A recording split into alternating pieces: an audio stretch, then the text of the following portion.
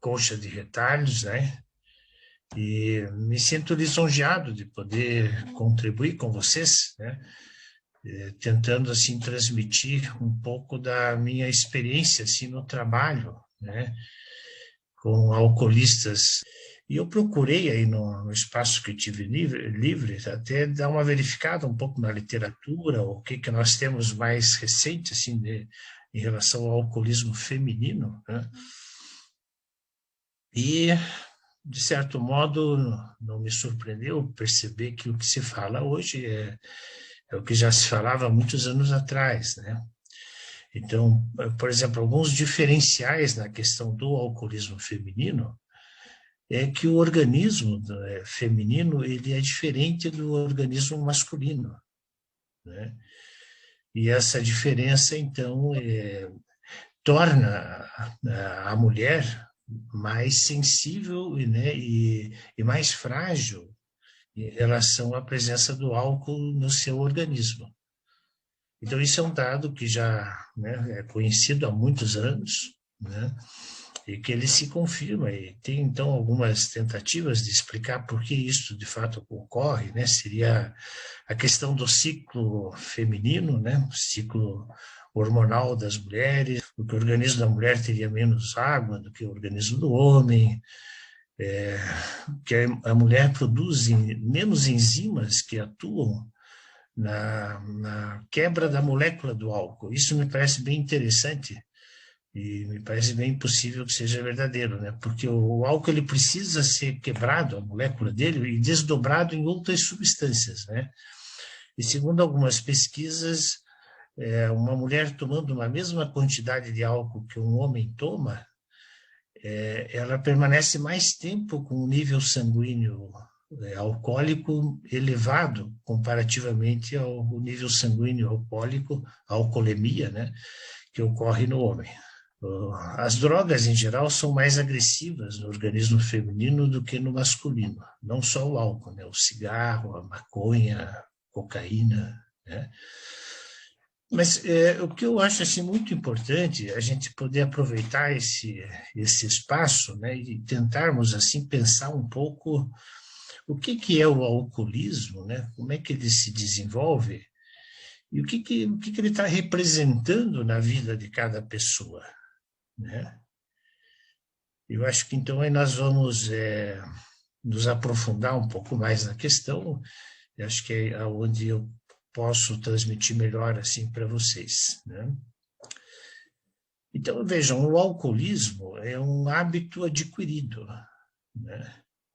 E a ação do álcool no nosso organismo, ela é, de certo modo, até facilmente reconhecida, né? Então, o álcool atua, num primeiro momento, como uma espécie de um calmante que relaxa, que desinibe, né? Que libera um pouco a pessoa vai sorrir um pouco mais, vai brincar, vai possivelmente até contar uma piada, ela vai se sentir melhor, mais solta, mais alegre, mais feliz, né? Então, esses são os efeitos assim de pequenas quantidades de álcool, né, no início da ingestão. Se essas quantidades aumentam, né, algo do tipo assim, se a pessoa passa da segunda dose de um destilado para uma terceira dose, depois para uma quarta, quinta e sucessivamente, o álcool produz um efeito contrário, né? Então, há uma tendência da pessoa ir ficando, ao invés de feliz como ela estava no início, né? Ela ir ficando mais irritadiça, com chances maiores de ficar mais explosiva, mais agressiva, né? E nessa continuidade pode vir um estado de sonolência, né? E dependendo da quantidade, a pessoa pode ter um rebaixamento das funções, né, vitais, como a respiração, batimento cardíaco, pressão arterial, né? E ela pode, inclusive, entrar num estado de choque, né? E esse estado de choque pode levar lá ao óbito, né? Então, o álcool, dependendo da quantidade, do organismo, da tolerância do organismo a ele, né? Ele pode ser fatal para a pessoa, né? Bom, mas esses são aspectos médicos que não são os que eu quero privilegiar, né, hoje, na nossa conversa. Vejo assim, eu acho muito interessante a gente pensar que uma mesma substância que é capaz de deixar o ser humano feliz vai deixá-lo agressivo, violento, triste, deprimido, e isso muitas vezes pode até favorecer o problema de suicídios, tentativa de suicídios, acidentes, etc. Veja, é estranho a gente pensar, né, que algo que é sentido como bom também provoca muitos danos, e, né, algo que nos faz feliz pode nos fazer muito infeliz.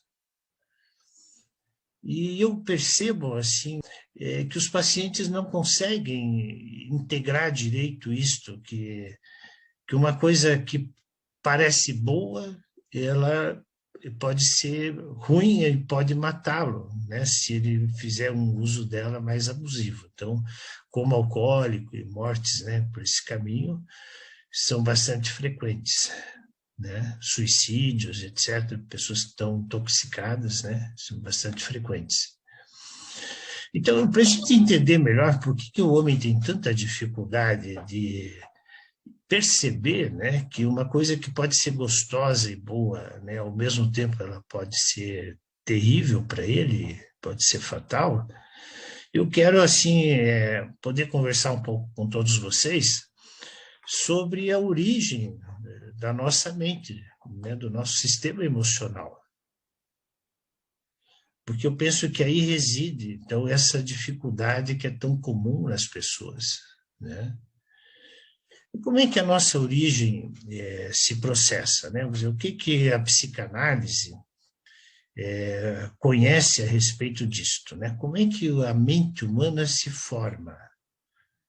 A nossa personalidade, né? O nosso eu, quem nós somos? Como é que nós, né, nos formamos, né? Na pessoa em que nós nos tornamos, né? Psicanalistas muito famosos, né? Alguns com certeza vocês conhecem bem, e estudaram exaustivamente como que a personalidade humana se forma, se desenvolve, né? A criança nasce com o instinto de beber, de sugar. A palavra beber é bem interessante porque ela tem algumas variáveis, né? O indivíduo bebe, né? O beber, né? O beber, né? Então, ela tem algumas variáveis que nos permitem a gente refletir um tanto sobre o beber e o bebê. O bebê nasce com esse instinto de mamar. Quem lembra, imagino que a maioria já viu um bebê recém-nascido no hospital, nos primeiros dias, né, na casa da mãe, do pai. E o bebê nasce e procura o seio. E quando ele encontra o seio, mais especificamente o mamilo, ele suga com muita vontade. Ele tem fome, né? E aí que ele começa a estabelecer com a mãe, e a mãe começa a estabelecer com ele uma relação que é a relação mais importante da vida do ser humano. A mãe alimenta esse bebê, né? Os pediatras têm já há algum tempo feito campanhas que a mãe precisa alimentar esse bebê numa condição favorável, confortável, a mãe atenta ao bebê, e que a mãe dá ao bebê não só né, o seio que o alimenta, mas ela dá a ele também o carinho, o conforto, né?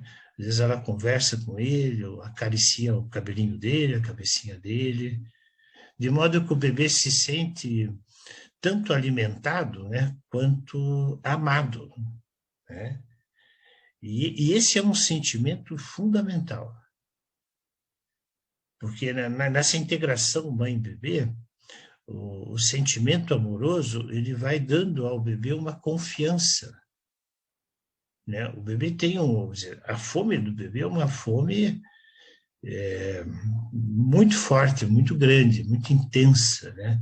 Então, quer dizer, o bebê vai no seio da mãe e ele vai com muita voracidade. E ele morde, inclusive, o mamilo, né? As mulheres que já amamentaram sabem disso, né? Que isso muitas vezes até sangra o mamilo da mulher, né? Tamanha a força que o bebê vai até o seio, né? Mas na medida que ele vai sendo amamentado, ele vai se acalmando, se tranquilizando, e na medida que ele recebe o carinho, o calor humano, né, do corpo da mãe, do colo, né, do toque da mãe, né, na sua pele, ele vai se confortando e essa voracidade vai passando, ele vai se sentindo satisfeito, feliz, e ele tende a adormecer em seguida, né? Até que 3 horas depois, aproximadamente, né, dependendo da idade do bebê, ele vai de novo precisar amamentar e vai procurar de novo mamar, né, de uma forma muito intensa. E ele precisa encontrar a mãe disponível para ele, essa mãe novamente carinhosa, afetuosa, acolhedora, né, que possa então satisfazê-lo. E essa é uma sequência, né? Se vocês imaginam um bebê recém-nascido, em geral, ele mama a cada 3 horas, às vezes até a cada 2 horas, né? Depois vai se passando um pouquinho mais, ele passa a mamar a cada 4 horas, né? E quando, à medida que ele vai crescendo, né, esse pode aumentar um pouco mais, depois, né, com uma idade um pouquinho mais adiantada, 8, 9 meses, 9 meses para frente, ele começa a receber uma papinha, uma comida, né, que já é dada assim como a colher, né? Então, vocês imaginam quantas vezes essa relação mãe-bebê se repete na vida do bebê? Quantas vezes nós passamos por isso, né, como bebês, né, ou as mães como mães, como bebês e como mães, né? E aí acontece um fenômeno interessante que representa assim, né? A mãe, por mais atenciosa que ela seja e amorosa, ela vai, em algumas dessas mamadas, atrasar um pouco a mamada do bebê. Ela vai deixar o bebê esperar alguns minutos, né? 3 minutos, 5 minutos, pode ser que eventualmente um pouquinho mais, 10 minutos, né? E o bebê chora de fome. E, e aí ele chora, esperneia, né? Porque a fome é sentida como algo que vai destruí-lo. E, de fato, né, se ele não for alimentado, ele morre, né?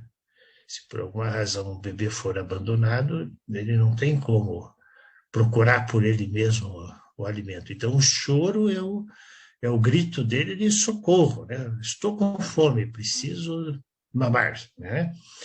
E, e então ele tem, vamos dizer assim, as primeiras experiências na vida humana de um pouco de frustração e de precisar esperar um pouco, né? E nessa frustração, quando as coisas estão sendo bem conduzidas na relação mãe e bebê, quer dizer, ele desenvolveu uma confiança que a mãe vai alimentá-lo. Então, quando isto ocorre, ele chora um pouco, ele esperneia, mas quando a mãe chega perto dele, ele sorri e ele mama satisfeito. Quer dizer, ele vai desenvolvendo uma confiança que a mãe vai estar com ele. Pode demorar um pouquinho, mas a mãe está ali com ele. E, ao mesmo tempo, ele vai percebendo que a mãe existe como uma outra pessoa. A mãe não é ele, né? Digamos, logo que um bebê nasce, como ele vem de dentro, né, do útero da mãe, ele ainda tem uma noção de que a mãe faz parte dele. E ele faz parte da mãe como se fossem um corpo só, uma pessoa só, mãe e bebê, né? E devagarinho, e aí o papel da frustração é muito importante, né? O bebê precisa se dar conta de que a mãe é uma outra pessoa. E a mãe tem também outros afazeres, então, às vezes, ali até ele vê a mãe, né, mexendo nas panelas ou arrumando o quarto, alguma coisa assim, e que deixa ele esperando um pouquinho até que venha atendê-lo, né? E essa frustração, ela cria vamos dizer, a capacidade mental possivelmente a mais importante dentro de nós, que é a capacidade nossa de pensar. A frustração obriga o bebê a pensar. Vamos dizer assim, que obriga o bebê a sair um tanto de um estado mental mais ele com ele mesmo, né? Poderíamos dizer assim, um estado mental que tem alguma característica ainda narcísica, né? Alguma característica assim, mais dessa introversão para si mesmo, né? Para um contato com o mundo exterior. E nesse contato com o mundo exterior, então ele enxerga de uma outra forma que existe uma mulher ali que é a mãe dele, né? E existe uma pessoa que não é ele, é uma outra pessoa, que tem um outro corpo, faz outros movimentos, né? E ele vai desenvolvendo, então, né? Essa capacidade de pensar, a capacidade de esperar, né? A capacidade de sentir o amor pela pessoa que o atende, né?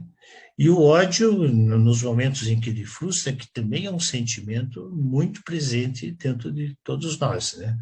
E nós nascemos com essa capacidade de sentirmos ódio, sentirmos amor, e no nossos desenvolvimentos, né? Então, quando as nossas necessidades são atendidas, nós desenvolvemos também uma outra capacidade muito importante, que é a capacidade de sentirmos gratidão a quem nos atende, a quem nos acolhe, né? A quem nos aquece, a quem pode nos ouvir, né? E depois, então, uma vida mais complexa, com o desenvolvimento, né, mental, desenvolvimento emocional. Então, nós vamos precisar muito das pessoas que têm a condição de acolhimento em todos nós, né? E isso vai formando, então, um eu, vamos dizer assim, um eu saudável, uma personalidade saudável. Então, a personalidade saudável, ela é uma personalidade capaz de sentir amor, capaz de sentir raiva, sentir ódio, mas não fazer desses sentimentos algo que vai destruí-la ou vai destruir a outros, né? A capacidade de sentir gratidão, né? E a capacidade, talvez fundamental, e o motivo que eu estou conversando com vocês sobre isto, é de perceber que uma mesma coisa que nos satisfaz, nos preenche, nos agrada, ela também pode nos frustrar. Vamos dizer assim, que na fantasia mental do bebê, ele imagina numa fase inicial que ele tem duas mães, né? Uma mãe boa que acolhe ele, né? Dá de mamar, alimenta ele, acaricia ele, né? E uma outra mãe que esquece dele, e deixa ele, né, passando fome ali e tal. Então ele odeia essa mãe que esquece e ama essa mãe que o acolhe, né? Mas de repente ele vai podendo integrar essas duas mães e vai perceber que essa mãe é uma só. Não sei se vocês estão podendo me acompanhar bem, né? Ele junta que, na verdade, só tem uma mãe, e a mesma mãe é que o satisfaz e que o frustra. Se ele não fizer essa junção favoravelmente, ele pode desenvolver um eu fragmentado. E um eu fragmentado, ele vai, né, se relacionar com as coisas de um modo fragmentado.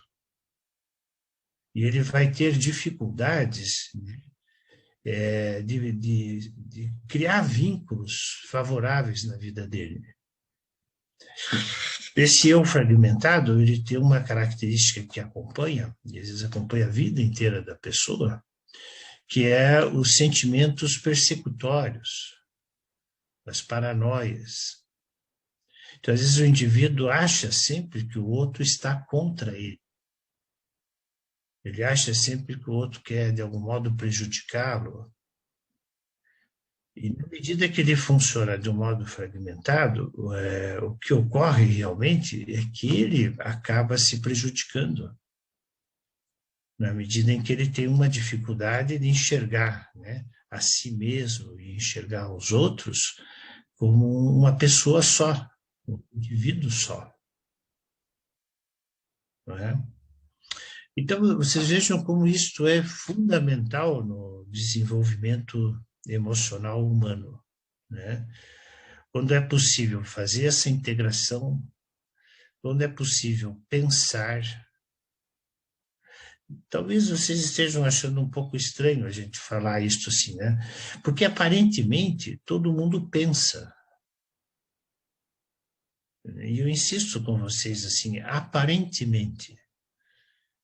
Pensar é um fato que só nos é possível quando nós conseguimos ter um contato com a realidade.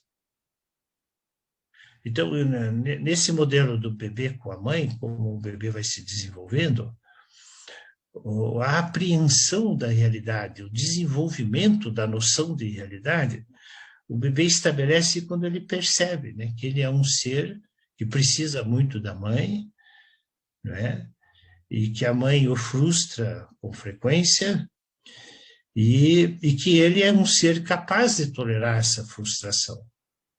E isso permite, então, que ele desfrute também do prazer de quando a mãe pode estar com ele e pode atendê-lo. Né? Então, você veja bem, a capacidade de pensar está se desenvolvendo aí de um modo extremamente importante e sofisticado. Não é? Porque ela não fica presa só às primeiras impressões que a pessoa possa ter. Ela vai além disto. Então, ela desenvolve, né? Ela permite que a pessoa tenha a condição de ter paciência, de poder esperar, né? Poder perdoar, né? As dificuldades que ela vai ter, seja ela na vida dela mesma ou quando algum outro tiver dificuldades com ela, né? Então, ela vai desenvolvendo um eu mais maduro, um eu mais integrado, que vai formando vínculos positivos na vida dela. E é isto que todos nós precisamos. Né? Nós precisamos desenvolver vínculos saudáveis, vínculos que nos fortalecem. Né? Mas nós podemos, e isso é extremamente comum, né? Nós podemos ter alguns atrapalhos, né? E desenvolvemos vínculos não saudáveis, né? Eu mesmo gosto de comentar, e espero que isso vocês ajude, né, meus pacientes, as pessoas com quem eu converso, que eu sou um tabagista, né, um fumante do cigarro comum, e eu parei de fumar agora a questão de 24 anos. Eu deixei o cigarro. Nunca mais, uma tragada sequer um cigarro. Né? Mas eu fumei uns bons anos assim da minha vida. Né? O cigarro foi, vamos dizer assim, o meu alcoolismo durante um tempo da minha vida, né? Porque eu achava que o cigarro, de algum modo, era importante para mim, né? No início, lá, quando bem menino, bem adolescente, eu achava que o cigarro me tornava mais homem, mais adulto, mais interessante para as meninas bem novinhas também, né, que a gente convivia ali, 11, 12, 13 anos, né? E o cigarro parecia uma coisa charmosa, assim. Tanto é que depois lançaram um cigarro com a marca Charme, né? Eu fumei muito cigarro da marca Charme e provavelmente, né, me sentia mais charmoso fumando um cigarro da marca Charme. Vocês vejam como é interessante, né? Se a gente pensar assim, bom, mas quando a pessoa vai numa festa, uma reunião e tal, e ela toma lá um copo de cerveja, um copo de chopp, né, uma dose de uísque, ela deve estar sentindo também, né?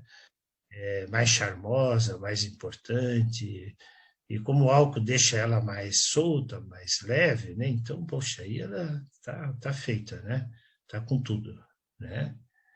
Só que a questão é que nós precisamos estar nessa condição de desenvolver a capacidade de pensar, né? Então, tem pessoas que conseguem fazer um uso de pequenas doses, né, de bebida alcoólica, e isso não representa, elas não desenvolvem um alcoolismo, né? E outras desenvolveram uma relação muito forte com o alcoolismo, com o álcool, né? E se tornaram dependentes do álcool, né? Então, nós precisamos, assim, valorizar muito essa condição do pensamento, né? E nessa condição do pensamento, quer dizer, o que representa álcool, o que representa cigarro, o que representa qualquer outro tipo de droga, né? Que vai causar um efeito muito danoso para a pessoa, né? Do mesmo modo que a gente precisa pensar assim, né? Como que a pessoa vai desenvolvendo as relações na vida dela. Numa breve revisão que eu pude fazer, né, sobre a questão do alcoolismo feminino, alguns autores citam muito o problema da violência doméstica, né? Então, digamos assim, né, mulheres que tiveram problemas, às vezes, desde a infância, né, depois da adolescência, ou mesmo depois arrumaram companheiros que também faziam uso de álcool, né, abusivo, e elas passaram a fazer esse uso junto, e não raramente a violência presente também, né? Então, criando situações emocionais mais difíceis, mais desesperadoras, né? E favorecendo o agravamento, né? Da dependência alcoólica, e muitas vezes isso evoluindo da pior forma possível, né? Então, quando nós estamos assim, tentando compreender melhor, né, que coisas que o homem faz e como é que o homem cuida da sua saúde, lida com as suas questões, né, nós estamos tendo uma oportunidade de refletir, não é? Vocês vejam assim, né, um aspecto muito importante e que tem a ver com o que nós estávamos falando assim desse desenvolvimento nosso lá no começo da vida humana, é a gente poder separar bem o que é do nosso mundo interno e o que é do mundo externo. Então, por exemplo, né, álcool e outras drogas são do mundo externo. As substâncias que chamadas assim psicoativas, né, que mudam a personalidade de uma pessoa, elas não têm vida própria, né? É comum a gente dizer assim, mas o álcool fez mal para ele, depois que ele começou a beber, né, o álcool destruiu ele. O álcool não destrói ninguém. Se bem usado, né, destrói o vírus, né, da Covid e outros, né? É usado para higienizar as mãos e, né, na medicina o álcool é um remédio, né? Você usa ele para esterilizar, né? Você vai aplicar uma injeção, você limpa o local que vai receber a agulha, né, com um algodão molhado no álcool, né? Então, mas se ele não é usado, ele não faz mal para ninguém, né?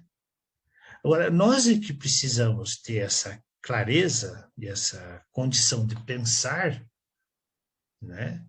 O que está fora de nós e o que está dentro de nós. Do mesmo modo, eu diria assim também, né, que nas escolhas que uma pessoa faz, né, dos seus relacionamentos, isso também é muito importante.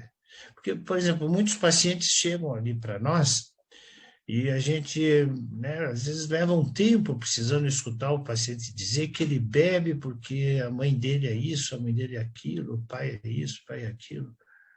Tudo isso são justificativas que uma pessoa cria, né? Ninguém bebe por causa da mãe, do pai, do marido, da esposa, né? A pessoa bebe porque ela não está conseguindo lidar com ela mesma. Então, o que é do mundo externo, se nós estivermos com a nossa consciência bem formada, né, o nosso eu estável e bem trabalhado, as coisas do mundo externo não vão nos atingir, né? Claro, pode atingir num sentido assim, de você ficar mais triste, ficar chateado, ficar aborrecido com uma coisa ou outra, mas não a ponto de levar a pessoa a uma conduta contra ela mesma. Então, a pessoa vai aprender a lidar com essas dificuldades que são inerentes à vida humana. Não há vida humana sem frustrações, sem dificuldades, né? Não há relacionamento, seja marido e mulher, pais e filhos, sem algumas dificuldades. Né? Aí eu gosto muito até da sabedoria lá da oração da serenidade, né? Algo que eu volta e meia lembro, né? Para mim mesmo, lembro para os meus pacientes, né?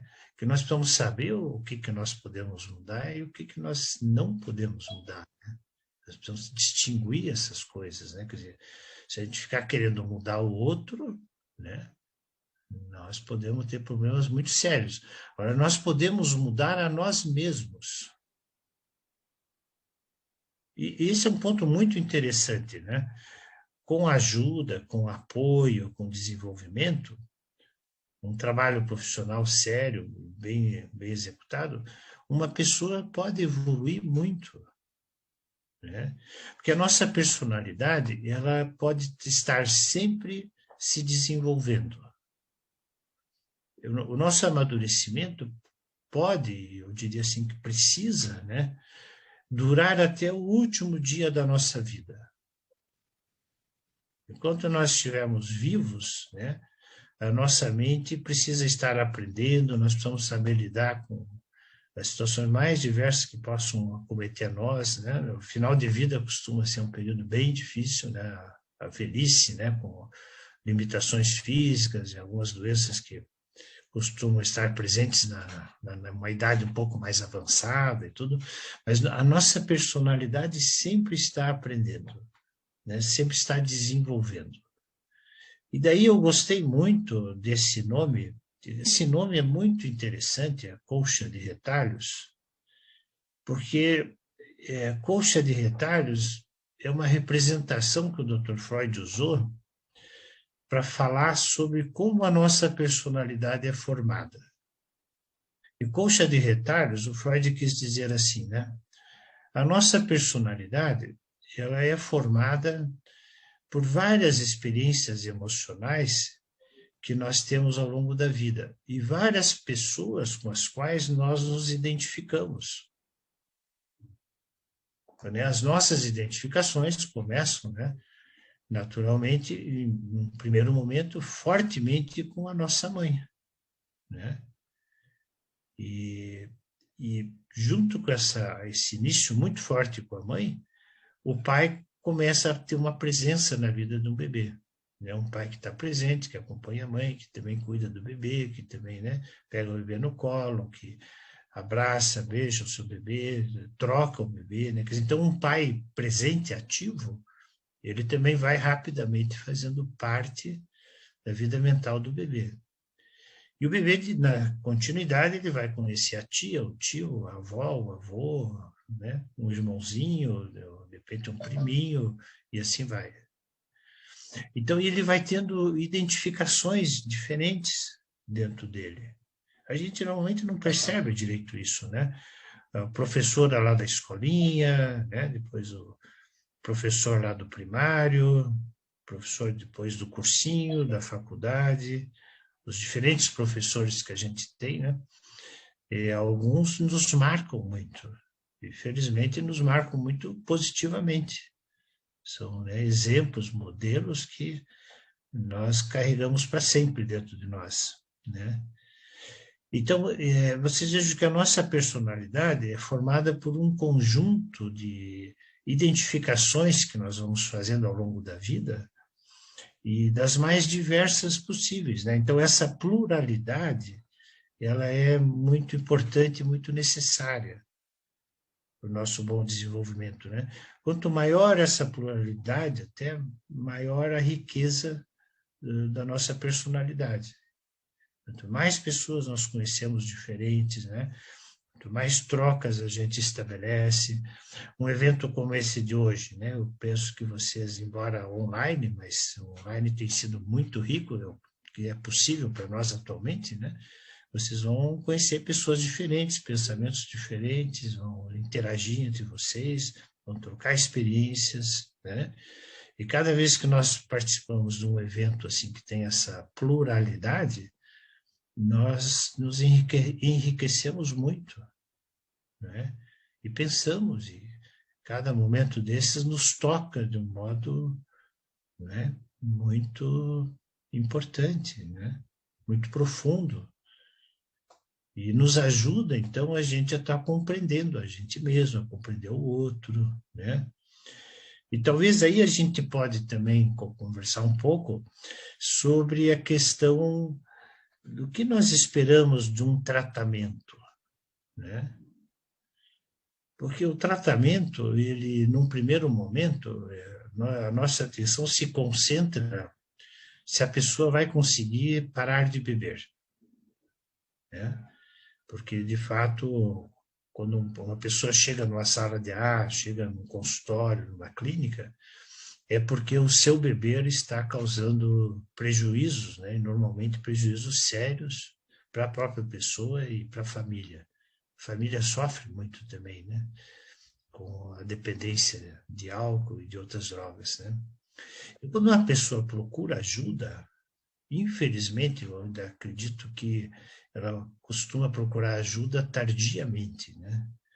Ou talvez tardiamente não seja o melhor termo, mas normalmente no nosso meio, o paciente demora muito para nos procurar, né? E não raramente ele já tem exames de laboratório alterados, já tem situações na vida dele mais difíceis, mais graves, já, né? As coisas já tiveram um grau de complicação que talvez pudesse ter sido evitado, né? Mas vejam assim, então, obviamente que o primeiro ponto que nos chama a atenção e que nós trabalhamos, e acho que precisa ser assim mesmo, né? É ajudar a pessoa a tomar consciência que ela desenvolveu uma dependência pelo álcool, né? Um hábito adquirido, repetido, reforçado, estabelecido dentro da pessoa fortemente, que acaba ganhando esse status de uma doença, né? Porque a pessoa repetiu isso centenas de vezes, então ela demonstrou uma perda de controle no uso da substância, ela demonstrou uma compulsividade ao lidar com a substância, né? Esse aspecto da compulsividade é bem importante a gente pensar nele também, né? Normalmente o dependente ele é compulsivo e muitas vezes obsessivo também, né? Ele tem algum grau de que na psiquiatria é chamado de toque, né? Então o uso do álcool ele começa e não consegue parar, né? Mas vocês vejam bem, voltando um pouco assim, né? O que nós esperamos do tratamento de uma pessoa? Então, a abstinência é um elemento fundamental. Sem a abstinência, não dá para se esperar mais nada. Se a pessoa não conseguir ficar em abstinência, ela ficar, né, como infelizmente muitos pacientes ficam tentando diminuir, tentando viver socialmente, tentando beber escondido. Então, tudo isso ele só vai se agravar no problema dele, né? Não vai ajudá-lo em absolutamente nada. Ele vai postergar algo que ele precisa muito, que é abster-se do álcool. Mas veja que tem um fenômeno curioso aí, né? Porque só abster-se não é suficiente. Eu tive já alguns pacientes com muito tempo de abstinência, mas que estavam muito mal. Então, a pessoa precisa abster-se do álcool e ela precisa tratar a parte emocional dela. E normalmente tem muitos problemas. Então, a pessoa precisa ser um pouco mais ambiciosa, né? Ela precisa ser capaz, né, a cada 24 horas, e só por hoje, manter a sua abstinência, mas ela precisa querer se conhecer melhor. E, né, a vida dela não pode ficar resumida só à questão de que ela se absteve do álcool. Isso é ótimo, mas é insuficiente. Então ela precisa ter assim mais ambição de se entender melhor, de se conhecer melhor, né? Vocês vejam assim, fazendo um link para ajudar nisso que estamos conversando. Os aspectos obsessivos e compulsivos, né, presentes na dependência, ele pensa assim, por que que uma pessoa se torna obsessiva e compulsiva? Né? O que que é isso? Né? Então, vejam assim, a obsessão e a compulsão são mecanismos que a mente humana desenvolve para tentar livrar-se de alguma coisa que a incomoda. Então, vamos dizer assim, que se a pessoa consegue lidar com essa obsessão e compulsão em relação ao álcool, ela está conseguindo algo muito importante. Mas a obsessão e a compulsão está dentro dela. E não raramente ela se apresenta de alguma outra forma. Né? Seja o jogo, seja a comida, seja às vezes o próprio trabalho. Às vezes a pessoa se torna um dependente do trabalho, né? Um workaholic. Né? Então nós precisamos pensar assim, esse é só um link para exemplificar o que nós estamos falando. Né? Então, a pessoa tem alguns aspectos obsessivos, compulsivos, que tendem a ser muito prejudiciais para ela. Né? Como é comum ela trazer dentro dela algum transtorno de ansiedade, aspectos mais depressivos, né? Então, é comum ela trazer outras questões emocionais, né? Que ela vai precisar muito de ajuda para poder lidar com essas outras questões emocionais, né?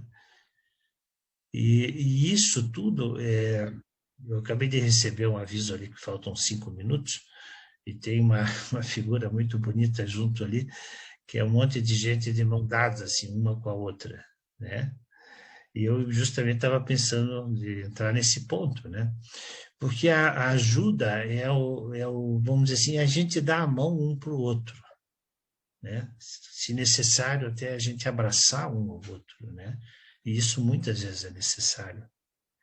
De modo que a pessoa sinta que ela possa trabalhar as questões dela com outras pessoas. Um psicoterapeuta, um psicanalista. Dentro do próprio acho que muita coisa importante pode ser feita. Vamos dizer assim, que uma característica importante dos grupos de mútua ajuda, né, o AA, o NA, né, o Alanon, né, enfim, todos esses grupos que as pessoas se reúnem para uma ajudar a outra e se apoiar, as famílias se apoiarem, tudo, é justamente esse acolhimento. Os grupos não existiriam se eles não tivessem um acolhimento, né? Se uma pessoa que chega lá num grupo desses, muitas vezes ela chega até alcoolizada, né? Se alguém chegasse para ela e disse, pô, cara, você já bebeu, tal, o que você está fazendo aqui? Vai para casa, volta aí no dia que você não tiver bebido, né? Bom, o coitado provavelmente nunca vai voltar, né? Porque se ele conseguisse fazer isso, talvez nem fosse procurar o ar, né? Então, vocês vejam bem, essa capacidade de acolhimento, né, essa troca, essa identificação, né, quando um membro do ar chega lá, fala com o outro, abraça o outro e fala um pouco da sua história, estabelece essa troca, então esse dar a mão um para o outro é que constrói esse vínculo fundamental para que haja recuperação. Podemos dizer assim, né, que de algum modo, na vida, nós repetimos de formas diferentes aquilo que eu estava dizendo no início. A importância dessa integração mãe e bebê, né? A importância que haja uma relação que crie um vínculo de confiança, né? Um vínculo de saúde, um vínculo que fortalece as duas pessoas que compõem esse vínculo. Porque a mãe está formando, né, ajudando a formar a personalidade da criança. E a criança está ajudando a fortalecer a personalidade da mãe. Todas as mães, todos os pais sabem, né, o quanto que um filho nos torna mais fortes, né, mais felizes, mais maduros, né, porque nós sabemos que vamos precisar ajudar esse filho ou essa filha por muitos anos, né?